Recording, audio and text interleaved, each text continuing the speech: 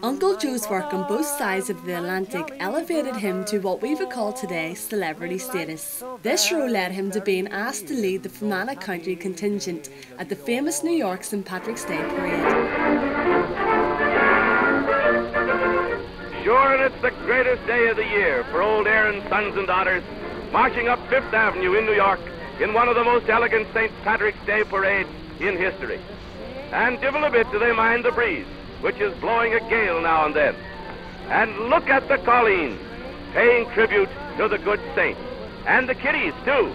Just look at them stepping out. 40,000 men, women, and children parading to heavenly music, music right from the old sod. Joseph Maguire was very well respected in New York and became a leading figure with regard to the Fermanagh Men's Association in New York, and he actually ended up as president of the New York Fermanagh Men's Association.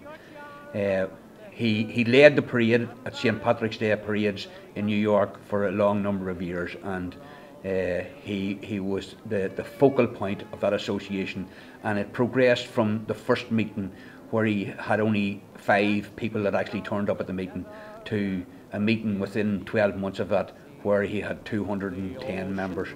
Joe married Beatrice O'Rourke from Leitrim, and they had 2 children, one of whom was a pilot in the Second World War. Joe Bud Maguire, as he was known, flew a B-17 bomber while stationed in England. Joe's nephew Andrew tells a fascinating story of how Bud flew the B-17 bomber over the Maguire homestead in Fermanagh.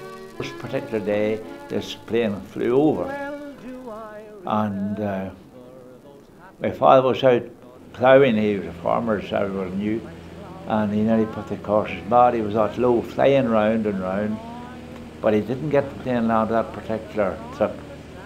So we lived beside the Sedare Cemetery. So about 3 weeks after that, my sister Vera was up visiting graves in the graveyard, and she happened to look up, she saw this white thing hanging from a branch in one of the trees. So she gave the tree a bit of a shake, and the next thing what fell down was this white handkerchief, and tied to the 4 corners of it was 2 machine gun bullets, which he had fired out, and writing on the note explaining why he didn't get landed that first trip that he made. Joe returned frequently to Ireland on holiday, sometimes for 4 months at a time. The stories that we hear here from Irvinstown is that this man was talked about for weeks and weeks and weeks after he left here, and they always looked forward to the next time he was coming back again. The concert that they arranged here in 1947 for him in St. Maile's Hall was packed to capacity. I think they were standing in the rafters. There was that many at it, and at that time it was $1 and 2 shillings to get in, you know. And he would have shown films of heavyweight championship fights. He would have shown St. Patrick's Day parades. He would have shown everything that he could have filmed in America or could have brought with him, and it was really unheard of for anybody to come back and do this. He used the money that wasn't made for the development of the ground, St. Maile's Park in Irvinstown. He used it for support of the local GAA, which he was a great respecter of and was a great member of for a long number of years.